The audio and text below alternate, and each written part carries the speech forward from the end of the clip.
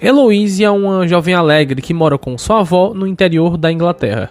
Ela é apaixonada pelos anos 60, músicas, roupas, estéticas, dá pra notar que ela é uma grande apreciadora da época, inclusive ela adora dançar ao som dessas músicas. Ela tem um sonho de ser estilista e acabou de receber a oportunidade de estudar design em Londres. Dá pra dizer que essa com toda certeza absoluta é a chance da sua vida. Sua avó, apesar de muito feliz com a notícia, está preocupada na mesma proporção, porque já viveu lá e sabe dos perigos que a cidade reserva. Eloise também perdeu sua mãe quando era muito jovem, tipo 7 anos de idade. E isso é algo que a afeta muito, tanto que ela ainda a vê em alguns momentos, e essa instabilidade mental que veio de herança é algo que deixa sua avó ainda mais receosa. Apesar dos pesares, ela arruma sua mala e vai para Londres. A recepção já não é das mais confortáveis, uma vez que ela pega um taxista bem conveniente, para dizer o mínimo, e sua companheira de quarto é a jovem bem padrão, que só quer saber de festa e bebedeira, e as amigas dela também não fogem muito disso, bando de mulher falsa. Enfim, desconforto total pra coitada da Ellie. Agora, meu filho, é farra, festa e bebedeira, e como se você tá na chuva pra se molhar, a Ellie vai junto.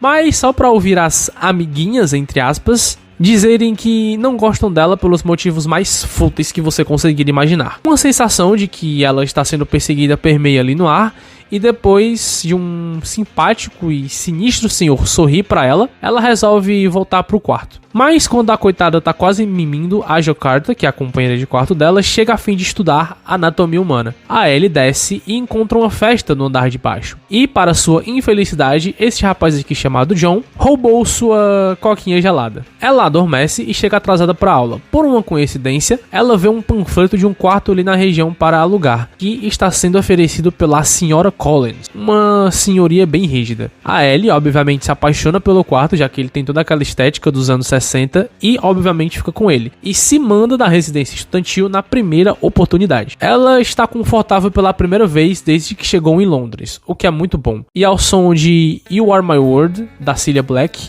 Ellie adormece com paz e tranquilidade.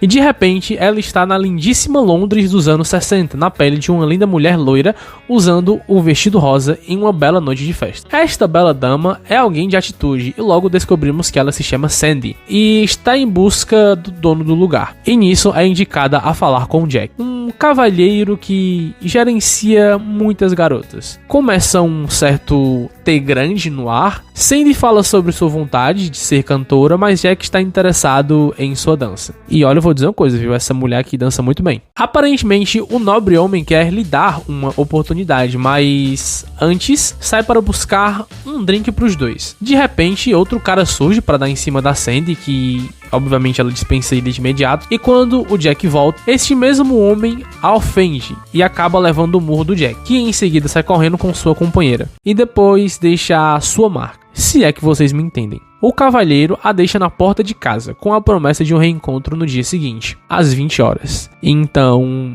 ele acorda. Agora na aula, ela tá desenhando o vestido da Sandy como se fosse uma espécie de projeto. E nosso garanhão John chega pra puxar papo. A real é que o filme ele nem se esforça muito pra fazer com que a gente crie alguma empatia por esse personagem. Se tirar ele e colocar, sei lá, um abacaxi, tem quase que o mesmo efeito. O negócio é que o chupão da outra noite está bem visível. E isso é um grande indicador de que aquilo foi muito além de um sonho.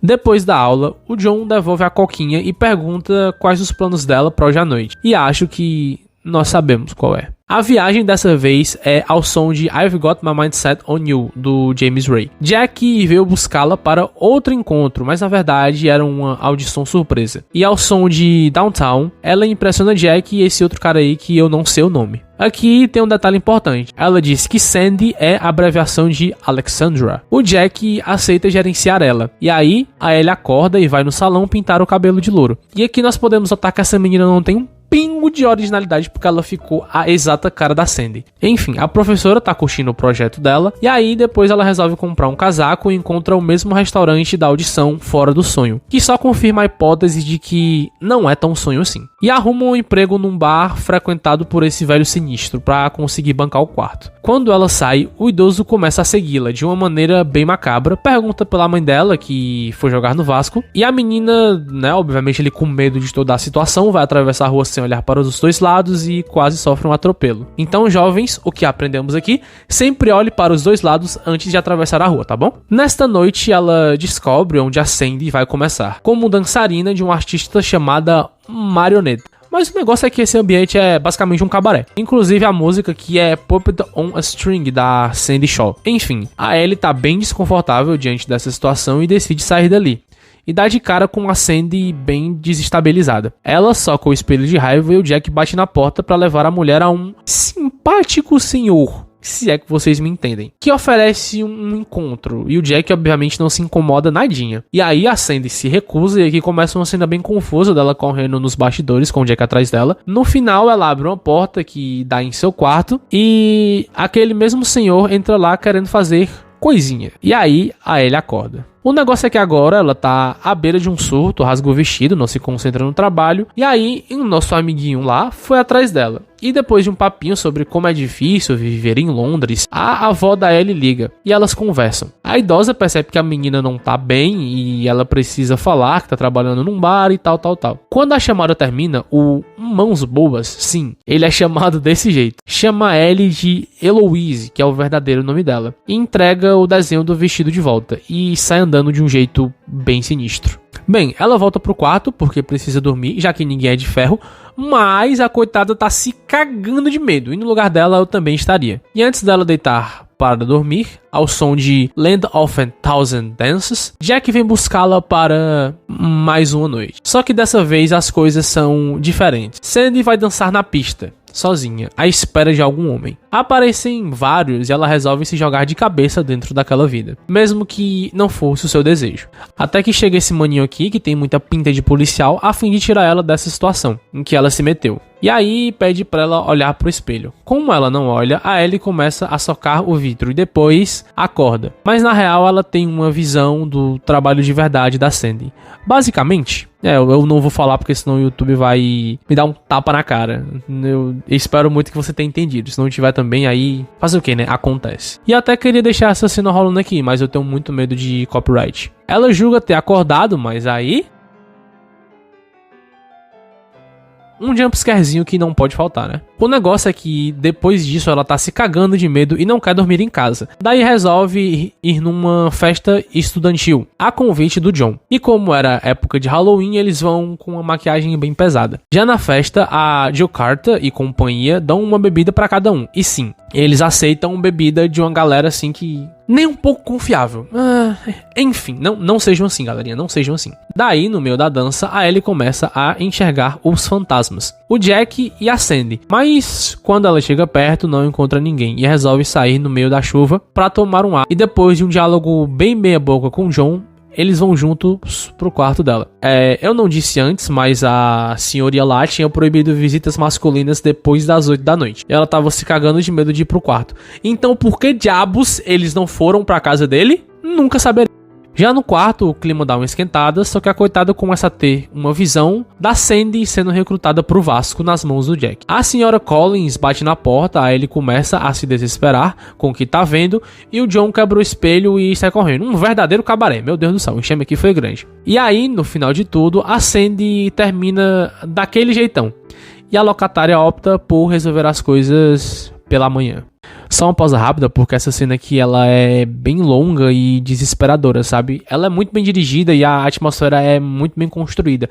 É um negócio assim, ó, supimpa. Já no outro dia, ela começa a cogitar a possibilidade de alguém ter ido de comes e bebes ali no quarto. O rolê é que agora ela tá vendo as coisas fora dali. E depois de sair correndo da sala por causa disso e ter várias visagens ao longo da cidade, ela chega na polícia e conta toda a história. Uma garota foi de caixa num quarto específico de Londres em 1960 nas mãos do seu cafetão.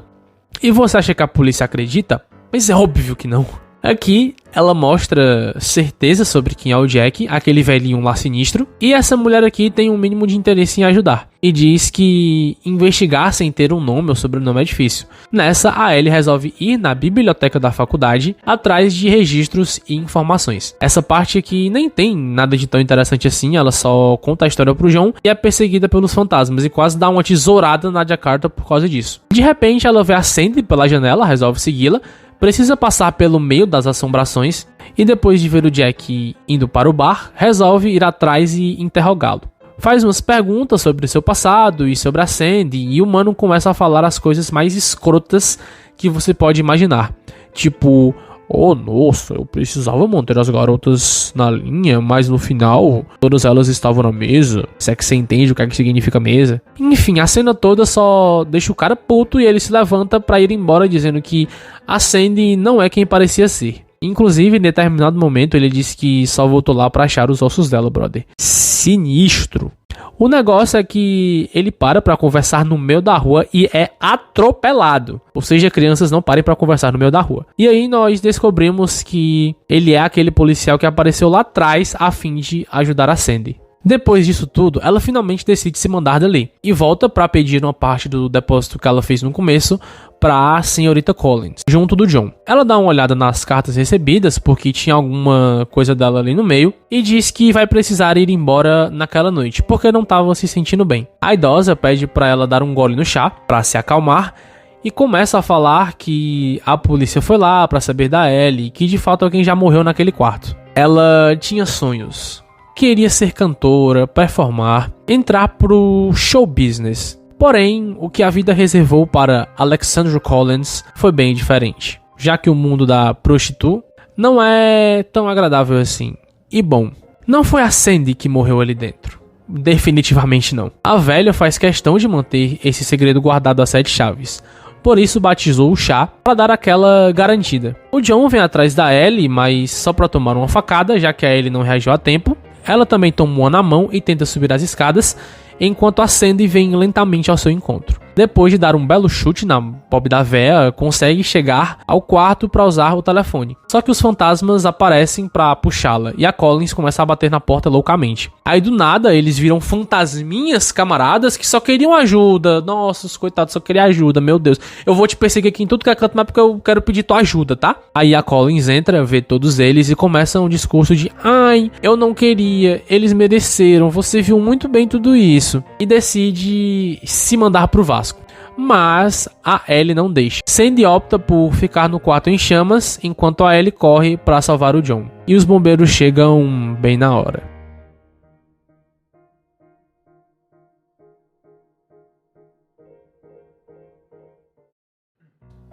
Agora estamos na exposição da Ellie, com aquele vestido da Sandy. Todos amaram e a parabenizaram pela conquista. E no final, depois de enxergar sua mãe uma última vez, ela vê Alexandra Collins no espelho.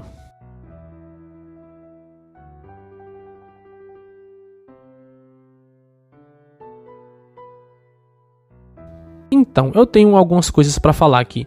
A primeira é que a Anya Taylor-Joy, que é a que faz a Sandy, está perfeita. Mas a Thomasin McKenzie, eu acho que é assim que fala, enfim, que faz a protagonista, meu amigo, essa menina que destrói, vocês não estão ligados. E assim, ninguém fala sobre ela, sabe? Todas as críticas que eu li falavam especificamente sobre a Anya Taylor-Joy e esse tipo de coisa. Enfim, todos os holofotes se voltaram pra ela. Eu diria até que com uma certa razão, porque de fato aquela menina chama atenção, ela atua muito bem. Mas a Thomasin, meu Deus, ela está divina.